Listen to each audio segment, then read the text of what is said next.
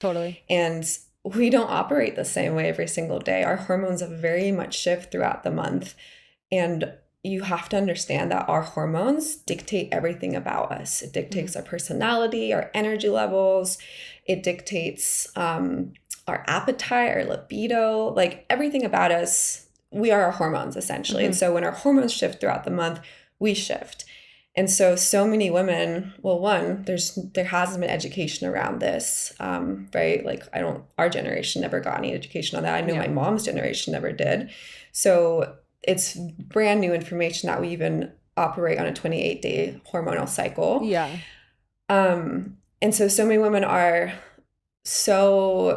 there hasn't been that education, how their body actually functions. So how are they supposed to then know how to actually live with their body? And so again, I think being so divorced to their body and operating from their heads is where so many women have gotten stuck, because they just don't know any better. No one has taught them. Right. And then also it's often been told that it's not safe to accept our bodies and live with our bodies and feel with our bodies. There's so many, you look at the diet culture, override your body's needs. If you look at the beauty industry, your body always has to change. It can't look this way. It has to look like this, bigger here, smaller there, whatever it is, right?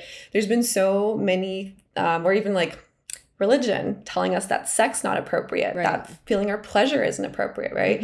There's so many things, so many stigmas, so many beliefs and things that have been ingrained and indoctrinated in us that like it's not safe for us to be connected to our body. And so with that, it's not safe for us to feel the feminine. That's very much the home of the feminine is the body, is the felt body. Exactly. So I think that's a big reason. Like there's so many different layers to why women are layered, like where they've gotten stuck.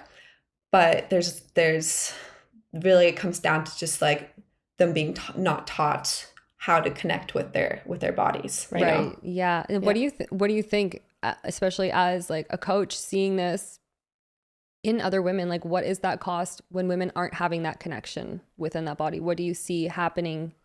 There's, so many things. We can look at hormonally what happens, right? When we're stuck in our heads, we're very much in fight or flight survival mode. We don't know how to regulate our nervous system. This leads to us then having higher cortisol, which leads to us having cycles that are irregular or painful or just all over the place. And also will affect our fertility in the long run, obviously.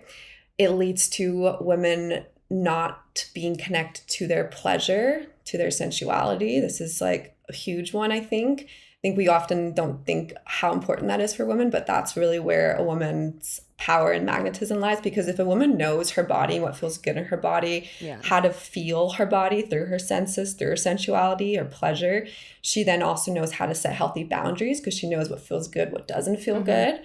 And that leads to her relationships. That leads to the decisions she makes in her life. It leads to every area of her life. So really, the coming into your body and connecting back into it through whether it's somatic work or nervous system regulation practices or breath work, there's so many different avenues we can obviously tap into, is really one of the most important keys when it comes to your health as a woman, your vitality, your fertility.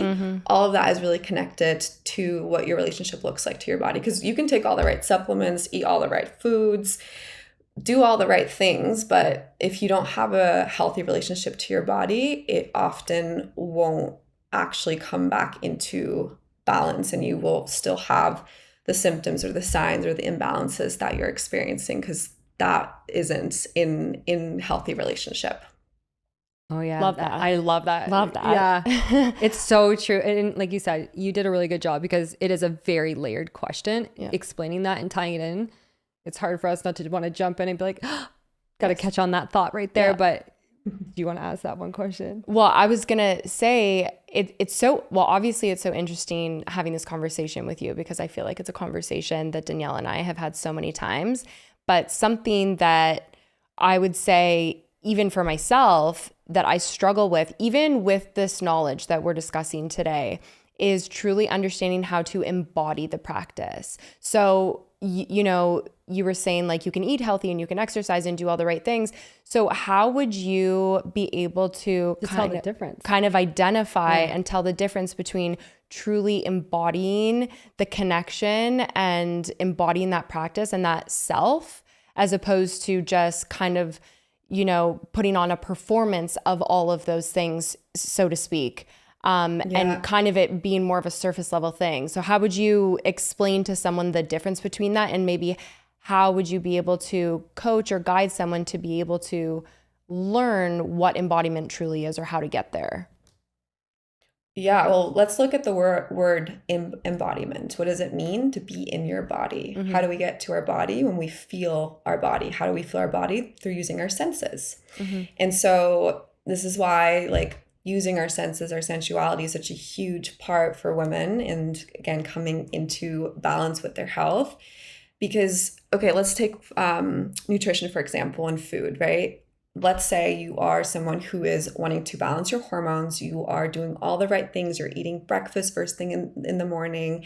You're eating enough protein. You're not skipping meals. You're balancing your blood sugar level. But the thing that you're doing is you're scarfing your food down, watching reels while you're doing it, and not really thinking about what it is that you're actually putting in your body. Mm-hmm. So you're telling your body while you're eating, you're kind of in a rush, you're in fight or flight.